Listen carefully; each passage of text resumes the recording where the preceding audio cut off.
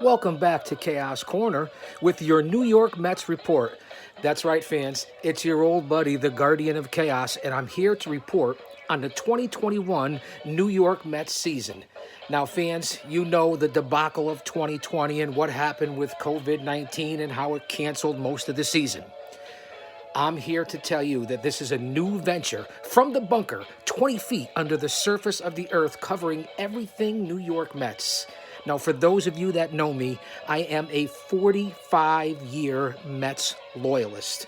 We're going to cover everything 2021. We're going to delve back into the history and the 5 years that the New York Mets made the World Series, and also the 3 other years where the Mets were wild card teams. So all my fans, friends, and followers out there that were from the IWC, if you will, Chaos Corner has gone from pro wrestling over to the world of Major League Baseball. Now, I'm hoping you're going to give it a chance. If you follow me on Twitter, go to my Twitter profile, and that's at Big Daddy G.O.C. And the G.O.C. stands for the Guardian of Chaos. Hit that link, and that will follow you over to the Chaos Corner YouTube channel where we start our new venture covering the 2021 New York Mets. Now, I haven't come up with a name for it yet. You've seen that we've changed the bunker around a little bit. It's a work in progress. We have some unbelievable memorabilia. My Keith Hernandez New York Mets hat, the autobiography of R.A. Dickey, Mike Piazza, the 1986 book from the World Series championship team written by Keith Hernandez. There's going to be a lot of things going on here at Chaos Corner. The Mets report. We even have a little Mets triviology that we're going to go through throughout the season. So I'm hoping to be here, probably not daily, but we'll be here a couple of times a week. I want you to stay tuned, stay here for the Mets report. And today is show number 1 of the New York Mets report on Chaos Corner. We're going to talk about today's game where the Mets are in spring training and we're looking forward to the 2021 season. So stay with me, fans. Let's go to YouTube. The Mets report with the Guardian of Chaos. Fans, thanks for being here. As I said, this is a new venture. We've changed around some of the camera angles. We're still down here in the bunker. We're transitioning. I guess we can go up to Chaos headquarters once the season goes on, and we could do the Mets report from there. But besides the world of pro wrestling, the Mets are my number one passion, as is Major League Baseball. Let's throw the 2020 season out the window. I really didn't pay attention to it, but I have been a Mets fan all the way back to my earliest memories about 1970 and throughout the early 70s, 72, 73, 74, 75, and even the lean years. The Guardian of Chaos was in the shadows and lurking in Shea Stadium many, many times with the Chaos family, my brothers, my grandfather, so we go back and have a long history. Although, figure this one out. I have 2 older brothers. One is a longtime Pittsburgh Pirates fan, back to We Are Family with Willie Stargell and Dave Parker and Manny Sanguillen and Kent DeColvey and Jerry Royce and so on and so forth. And then I have another brother, my middle brother, who, when we were younger, he was a Cincinnati Reds fan because my grandfather was a Cincinnati Reds fan. He had family out in Ohio and used to go out to the stadium out there in Cincinnati and root for the Reds. But I'll give him credit. He came around, my middle brother, woke up and smelled the coffee and jumped onto the Mets train, which is the number 7 train. But anyway, with that being said, I'm not sure if he regrets it because now it's been long, lean years as a New York Mets fan. Let's face it. It's been since 2015 since we made it to the World Series, and before then it was a long time. So we're going to run all over this. We're going to cover the projections for the 2021 season. We're going to go through the lineup. We're going to go through the roster. We're going to talk about rumors and news and notes. We're going to go back and look at a little bit of history. So I hope that all baseball fans and my fans from pro wrestling who have transitioned over here to the Mets report, I hope you're going to enjoy this. Each episode will probably be 20 minutes to a half an hour. Again, I'm still getting used to the camera angles and the lighting down here. And again, we're going to go through some trivia and some memorabilia and stuff that I've collected over the years. My brothers were big-time memorabilia and collectible fans. Let me see if I can adjust the overheads. Bear with me, fans, please. Bear with me so we can get... Whoa, we don't know if I like that on the Chrome Dome. Wow. Check out the difference on that one. Anyway, I have a lot of Mets fans that follow me on Instagram and especially on Twitter, and my boys over at the show. So hop on board here for all you Mets fans. And I'm going to give you the best coverage, not only because I'm a Mets fan and a loyalist for 45 years, we'll say, at least seeing that not too far away from the big 6-0. But that's neither here nor there. I don't want to talk about that. Let's talk about the Mets. Last year, we'll do a quick recap, seeing that this is show one from the Mets report from here from Chaos Corner, live to tape, same-day coverage. A lot of the same things and phrases and quotes will transition over here to baseball. But remember that I've been a fan for longer than I can remember and hung out at Shea Stadium. The last time I've been to a game, a live game, obviously Citi Field, I believe it was the Mets and the San Diego Padres. We're in 2021, so I want to say that was 2018, I think, maybe 2017. I do go to games here in the local region here. We have an unbelievable AA affiliates here throughout the years in the Constitution State, the Nutmeg State, if you will, whether it was the old Eastern League, New Britain Rock Cats, New Britain Bees, of AA, and sometimes independent ball and A ball, and then, of course, the current rage of the Eastern League, and that would be the Hartford Yard Goats. And if you've ever gone to that stadium, it's like going to the major leagues. What an unbelievable stadium, Dunkin' Donuts Park, right off the highway from 95. Now, listen, you can get there. It's very easy. I don't know what's going to happen this year with this pandemic. It really took my heart and my soul out of baseball last year, but I'm back. Positivity, we're opening up, and I've decided I'm just going to move forward and be positive. So we're going to briefly start off with the season projections, and we'll take it from there. But I'm hearing, speaking of capacity, this came across my timeline, 20% capacity as of April 1st. Now, we're here live to tape, same-day coverage. We're the day after St. Patrick's Day, okay? And as of April 1st, opening day, 20% capacity at Yankee Stadium and, more importantly, Citi Field. So that's what we're hearing for the CDC. And who knows what's going to happen moving on and moving forward. I guess we'll have to take it from there. Quickly, today, it's on as we speak because we're right about 1 o'clock the Eastern Standard Time, 2 o'clock Eastern Standard Time here on the East Coast. The Mets are taking on, down in Port St. Lucie, the Washington Nationals, they're going to be in our face all season. Today, it's Stroman. So we're going to want to be interested. You're going to want to go back, DVR the game, see how Stroman pitches today. I'm going to go through rumors, news, and notes of today's game. Now, yesterday we played the Marlins. Tomorrow we have the actually we're off tomorrow. Tomorrow's Friday. Saturday for the weekend we come back and we play St. Louis. So that's the spring training schedule for the next couple of days. Again, I'm not sure if we're going to be down here for every game. Probably not. Maybe a couple of times a week. It's definitely going to be more than once a week. Singled in with Chaos Corner, the wrestling podcast. We're definitely going to get down here and be committed to this season. So we hope this takes off. Hit the like button, subscribe. Let's get this channel going. And baseball is what it's really all about. So again, today the Nationals.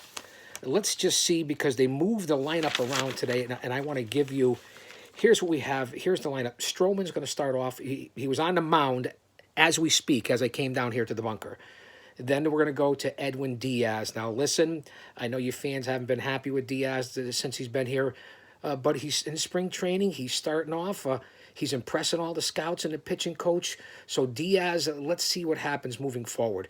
Stroman, Edwin Diaz, the left-hander out of the pen, Loop May, who we just signed for a 2-year, $15 million contract out of the bullpen, I believe.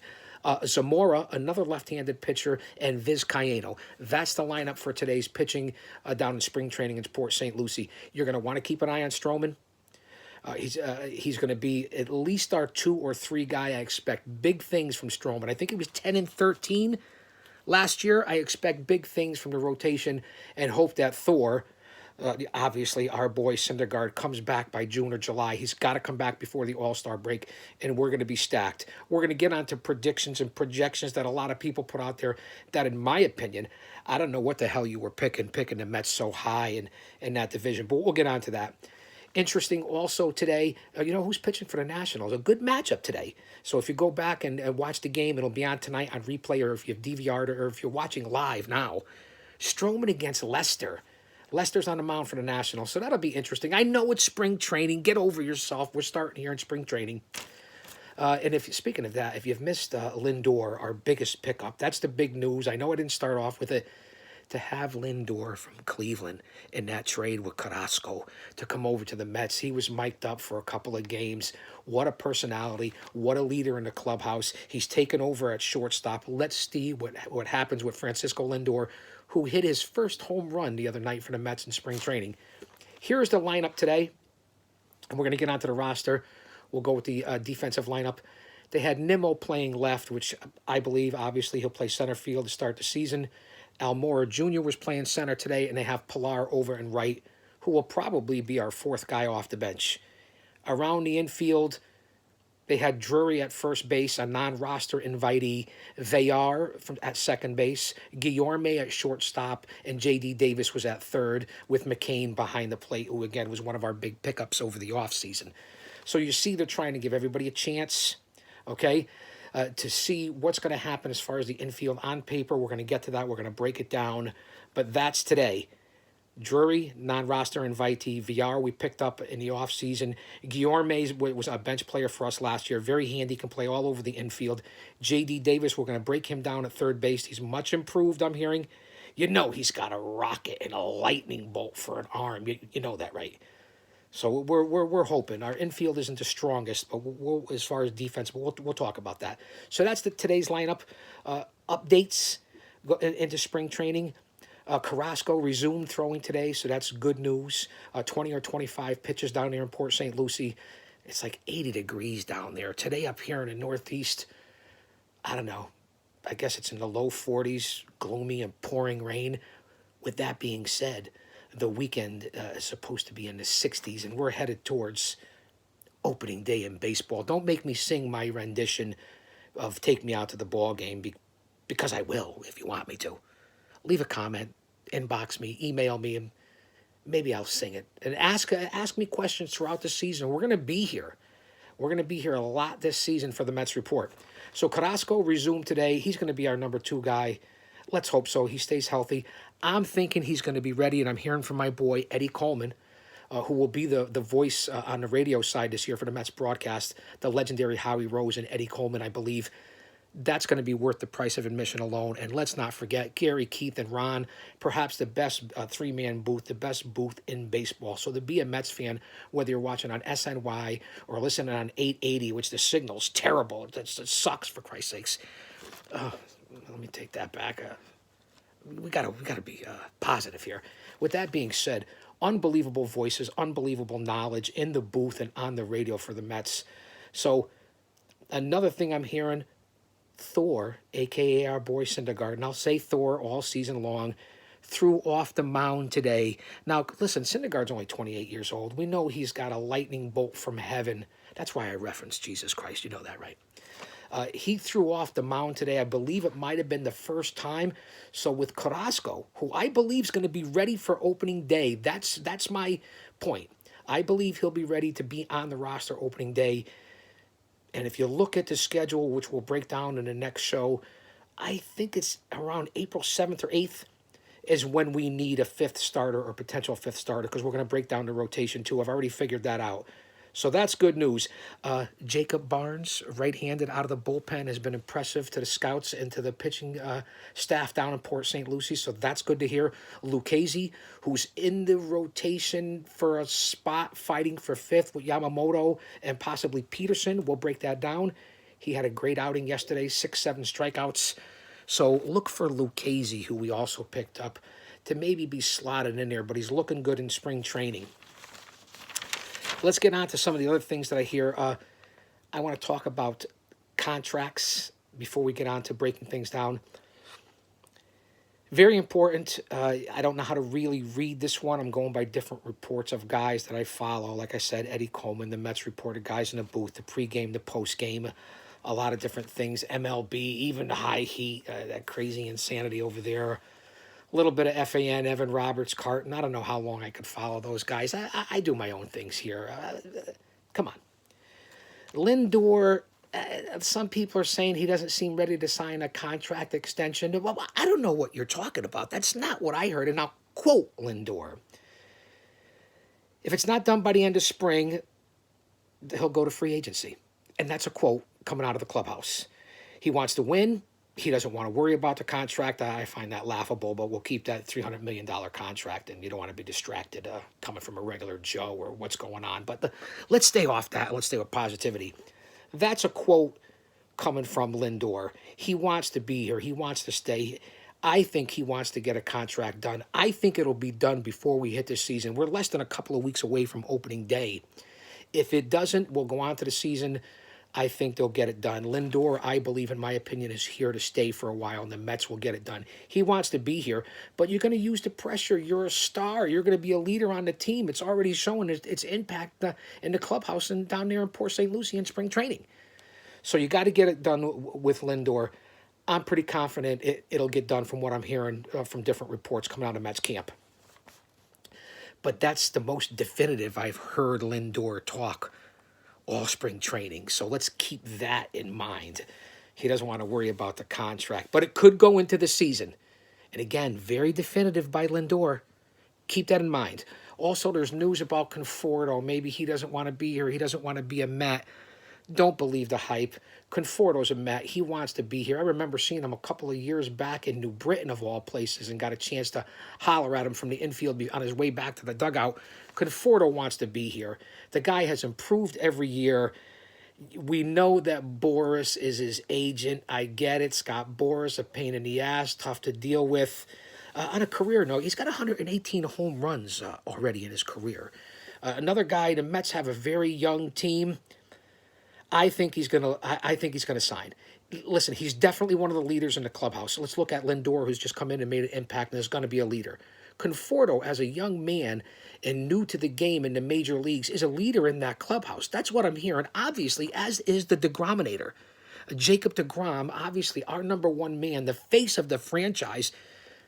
So we have some strong leadership there in the clubhouse. I don't think Conforto wants to jeopardize that. We're having some good chemistry.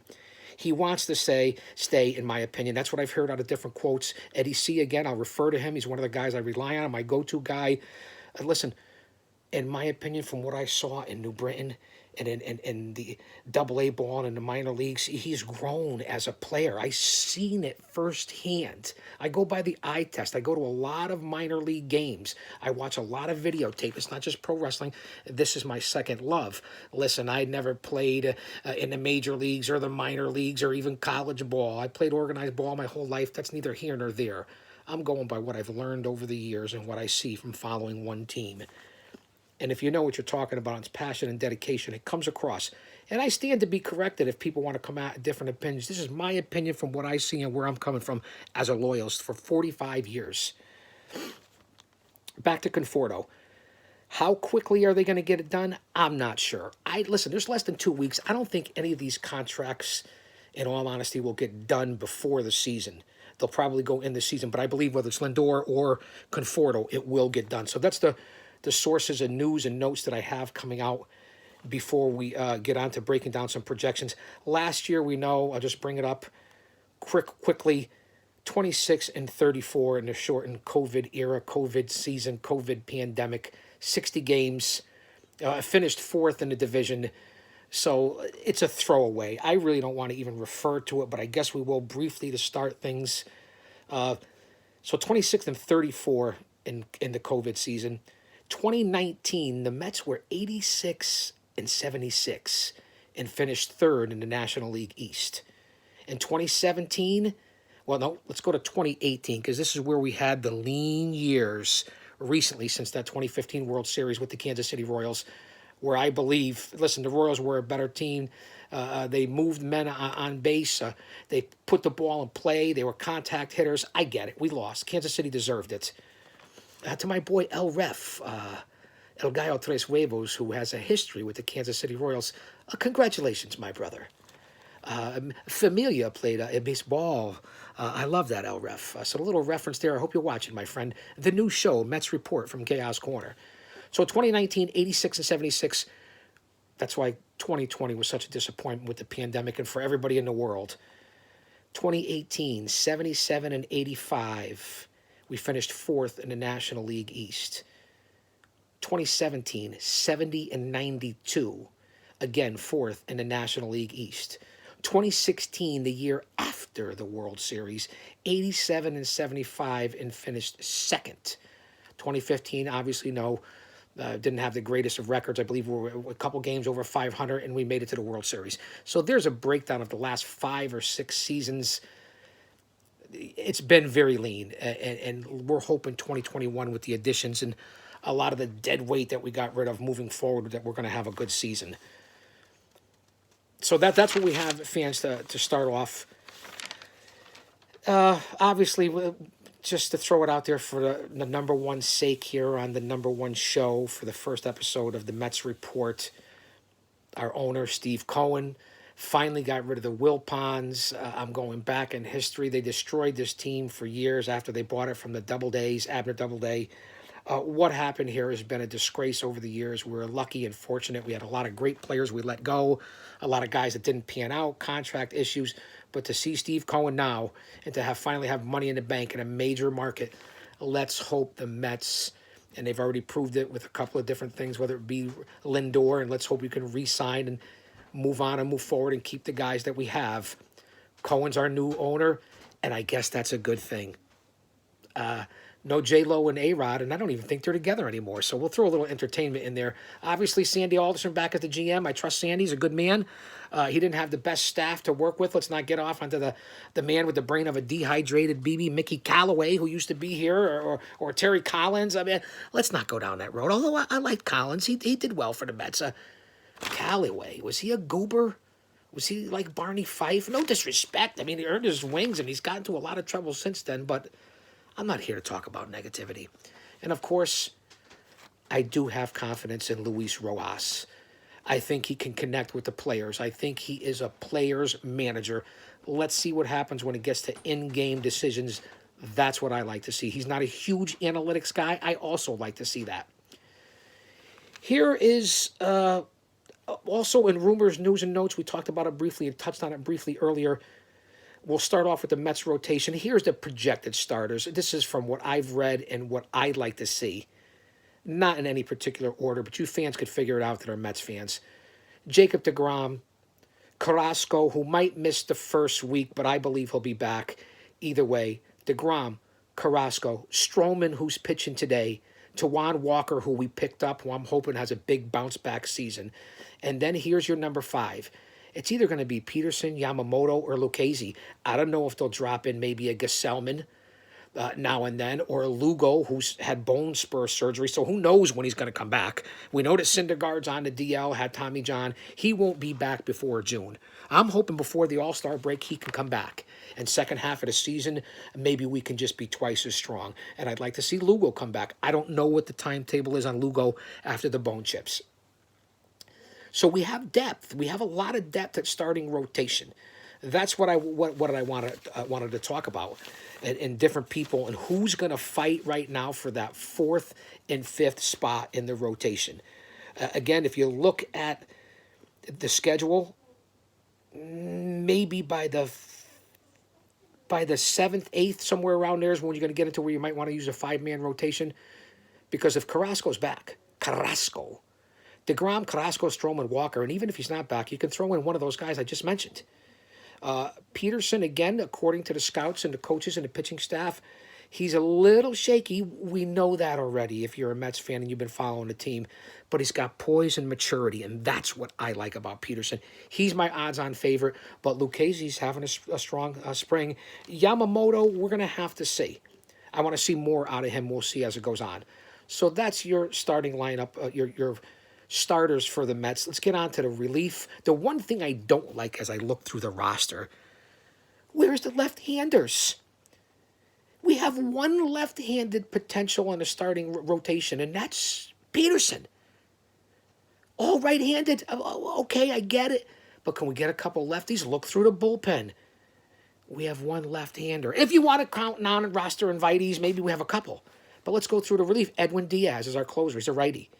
Trevor May, I told you, we just signed. Castro.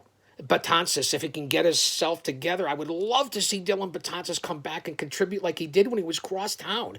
When he's in pinstripes. Can we get Betances back? Do you know how huge that would be for the Mets? Familia, I never liked, I never trusted, but man, if things go wrong, it's going to be Diaz, Betances, and Familia if they're all on a team. I mean, I'm putting my money on Diaz, unfortunately. Throw in Brad Brock, Gesellman, Loop, Barnes. There it is as your bullpen. Again, where's the left-handers? Non-roster invitees. We got Eichhoff, another guy who can be of service. So there's your potential starters and your relief of people that are going to make this 25-man roster, I believe. It's just my opinion. Last year, again, I don't like to mention it, we were 13th in wins, 13th in ERA, 2nd in strikeouts per 9 inning, and 12th in WHIP. Our ERA, team ERA last year was a 5.37.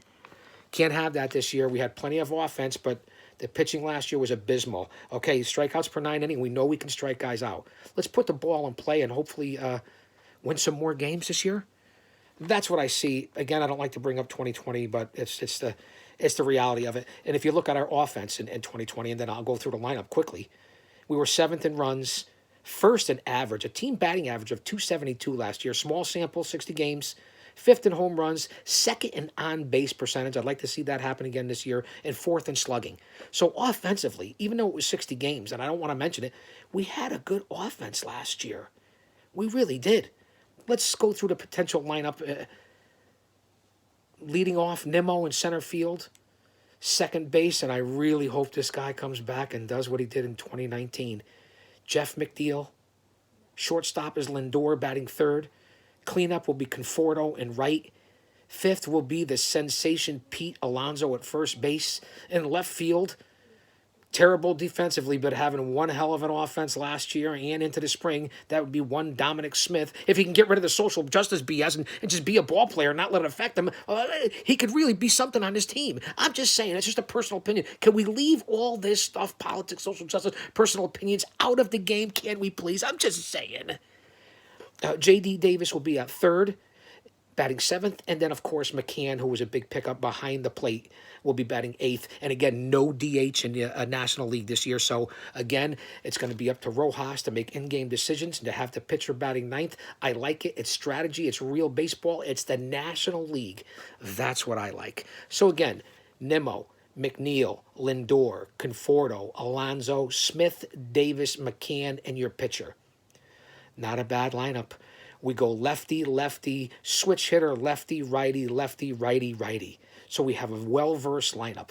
Nemo's a left-hander, McNeil's a lefty, Lindor's a switch hitter, Conforto's a lefty, Alonso bats right, Dominic Smith is a lefty, and then Davis and McCann are righties.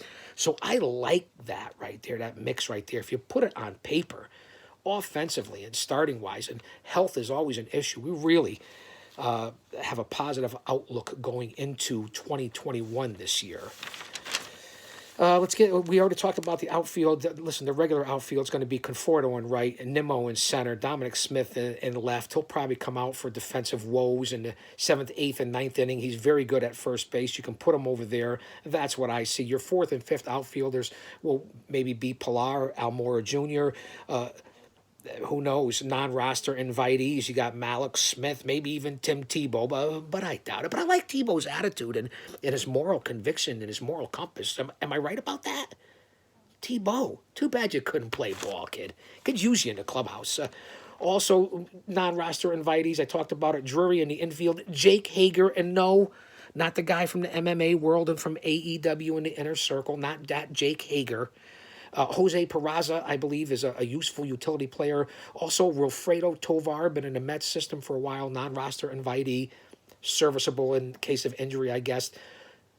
Jeremy Blevins, a left-hander, non-roster invitee out of the bullpen. Who knows?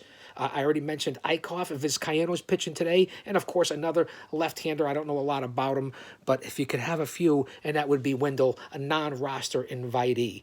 So there's your outfield, the non-roster guys. Not bad offensively.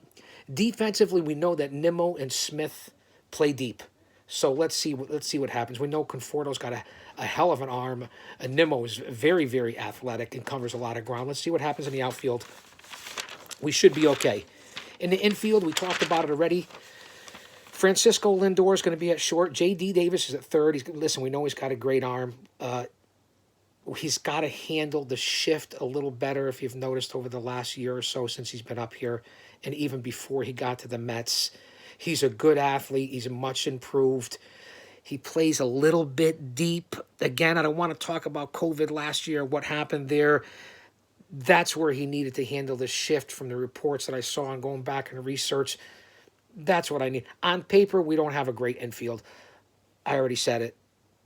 Alonso, McNeil, Lindor, J.D. Davis. J.D. Lindor and McNeil are all going to have to learn to go back on the ball into the shallow outfield. I talked about that because the Mets outfield notoriously is positioned deep. They just are. I don't know if that comes from Sandy, if that comes from the in-game coaching, but notice it this year, and you'll even see it in spring training. So we'll see how they go back. Listen, McNeil, he's also done pretty well with the shift, hopefully a little bit better. I don't really worry that much about Alonso. We have a young group of guys here, so it can really improve. McNeil's play can improve. J.D. Davis's play can improve. You know who it depends on? Francisco Lindor. It all depends on him and how that infield... Listen, I'm not going to sing his praises enough. Lindor's a 4-time All-Star. 2 Silver Sluggers, 2-time Gold Glove. What did he play? 6 seasons in Cleveland. I mean, the guy's a career 285 hitter, I believe. He's got quite the resume. Even last year during the COVID season, let me see what I have over here. Batted 258, 8 homers, 30 runs batted in. His on base was 750. Let's throw that out of the system, please. All of last year, but an impressive resume.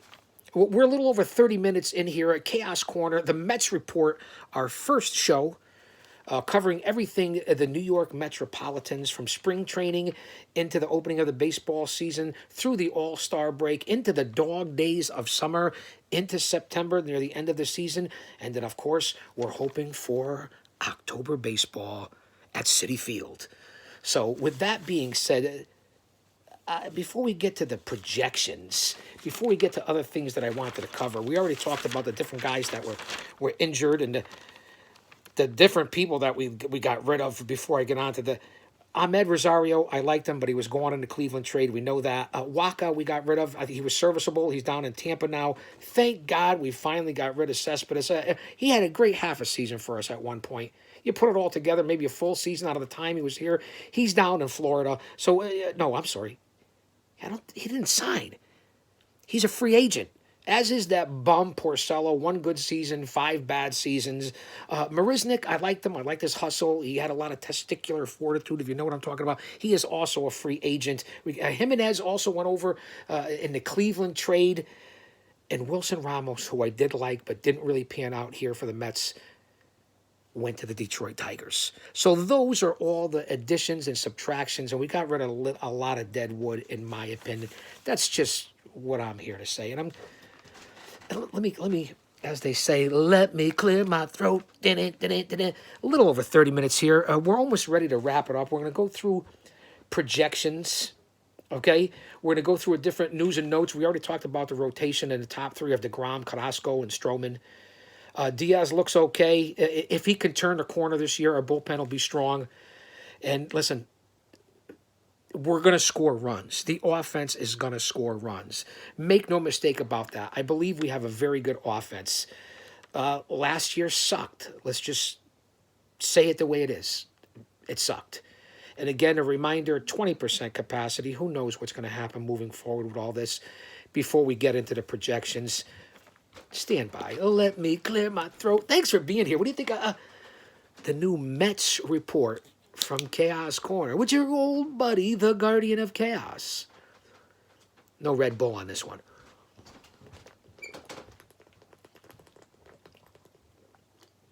Got to stay hydrated. It's spring tracing, spring training. Again, let me clear my throat, as I said. Spring training, we're looking forward to it. I'm in my own Big Daddy boot camp, if you will, for spring training. So before we finish this up, I just want to briefly break down the division. Listen, we know that Miami Marlins had a good year last year. They were coming on. They fell a little short. It's only a short sample size. I get it. A little nervous and concerned about Miami, but who knows? They're recovering from a lot of injuries. They got a lot of question marks coming back. Same thing with Philadelphia. The Phillies are maybe going to be a solid team, but they have a lot of question marks going into this year. We know that Atlanta's going to be good. That's why when I look at some of these projections and what I saw coming out of Vegas and out of the sports book and different places like Pacoda, and where are these people getting their over-unders and their projections? We know that the Mets, the over-under is 91. Listen, I guess that's very positive looking forward. I think it's a little high. I would have liked to have seen it at 89 myself. That's my guess at the over-under. But 91, I would be happy. I would think we would win the division. Pacoda, one of the rankings, one of the books, one of the different sources out there, and I'll get the breakdown before the season starts, they have the Mets at 93 and 69, the Nationals at 84 and 78, the Phillies also at 84 and 78, the Braves at 82 and 80, and the Marlins pulling up the rear at 70 and 92. Now, listen, I would love to see it. All things being equal, but I don't see that. I think you're undervaluing the Braves, the Nats, and the Phillies. Okay, it all depends on health. The Marlins, listen, I know we're going to try to play 162 games this year, I believe, 162. It's a few different rules in play and different things that are going to happen this year. Let's hope we don't have any COVID complications and games being suspended and players, and it really depends a lot on that. It really does. So the outlook for me and for what I've been seeing and been reporting on and the people that I'm in contact with and that I follow, and I'm going to try to get down to the stadium this year and see if I can get some exclusive reports. You never know, because this is something that's going to happen here, the Mets report on Chaos Corner. So I think I covered just about everything that I wanted to cover.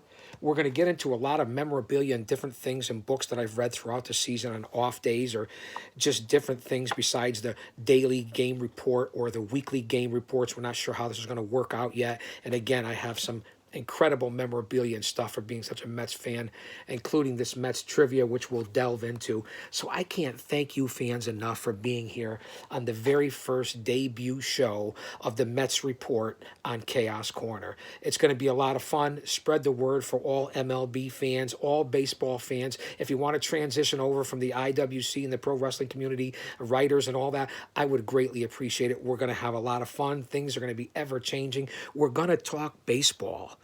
And that is my second love. Pro wrestling and baseball. Wrestling and baseball. Baseball and pro wrestling. And with that being said, on the first show, the first report of the Mets report on Chaos Corner, with your old buddy, the G.O.C., and I tell it like it is, I'll say that to say this, to end the Mets report. Take me out to the ball game. Take me out to the crowd. Buy me some peanuts and Cracker Jacks. I don't care if I ever get back, 'cause it's root for the home team. If they don't win, it's a shame, for it's 1, 2, 3 strikes, you're out at the old ball game. Let's have one hell of a season. Welcome back. The Mets report with the Guardian of Chaos. Let's go Mets. You gotta believe. And I'll put this one rated R out there. Let's fucking go Mets. Chaos Corner. The Mets report. The 2021 season. Don't you dare miss it.